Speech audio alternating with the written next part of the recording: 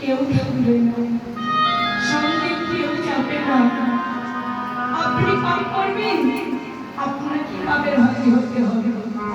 যে মা নিজে স্তন পান করিয়ে সন্তানকে মানুষ করে, সেই মাও ভাগী হবে।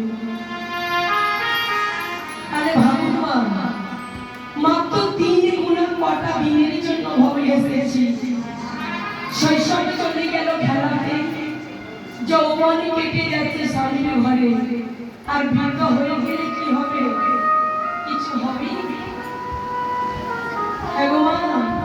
যখন দাঁত থাকে তখন কড়াই ভাজা খাবার কথা মনে পড়ে, আর যখন দাঁতগুলো ভেঙে গিয়ে ভোগলা হয়ে যাওয়া হয় তখন মনে হবে চাকরি যদি কড়াই ভাজা পেতাম তাহলে মনের সাথে চিবি খেতাম।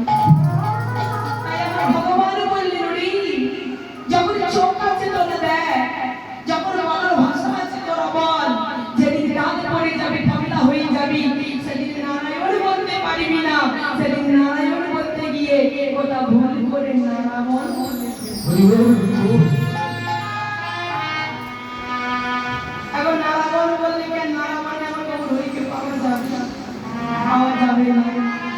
তাহলে সময় থাকিতে আপনার পথে আপনি চলো ভাই, সংসার ভীষণ কত না যাত্রা পরমার্থ কিছু না।